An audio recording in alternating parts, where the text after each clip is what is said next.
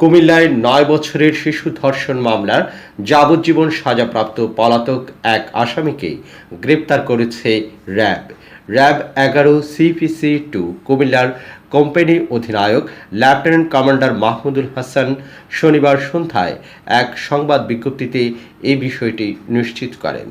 জানা যায়, র্যাবের একটি বিশেষ আভিযানিক দল গোয়েন্দা তৎপরতার মাধ্যমে কুমিল্লা জেলার বুড়িচং থানাধীন ৯ বছরের শিশু ধর্ষণ মামলার যাবজ্জীবন সাজাপ্রাপ্ত আসামি শান্তকে বুড়িচং থানাধীন কংসনগর এলাকা থেকে গ্রেপ্তার করে। গ্রেপ্তারকৃত আসামি থেকে প্রাপ্ত তথ্যের ভিত্তিতে র্যাব আরও জানায়, ভিকটিম তার নানির বাসায় বসবাস করত এবং সে স্থানীয় একটি স্কুলে ২য় শ্রেণীতে অধ্যয়নরত ছিল। ঘটনার দিন গত ৮ জানুয়ারি ২০২২ সাল দুপুরে ভিকটিম তার বাড়িতে উঠোনে খেলা করা অবস্থায় ধৃত আসামি ভিকটিমকে বিভিন্ন প্রলোভন দেখিয়ে ধৃত আসামির ঘরের ভিতরে নিয়ে যায় এবং ভিকটিমের ইচ্ছার বিরুদ্ধে জোরপূর্বক মুখ চেপে ধরে ধর্ষণ করে ঘটনাস্থল হতে পালিয়ে যায়।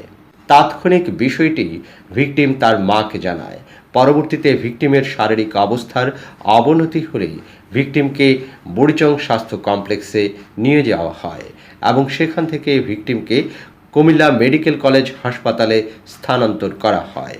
উক্ত ঘটনায় ভিকটিমের বাবা বাদী হয়ে গত ১৫ জানুয়ারি ২০২২ সালে বুড়িচং থানায় একটি ধর্ষণ মামলা দায়ের করেন।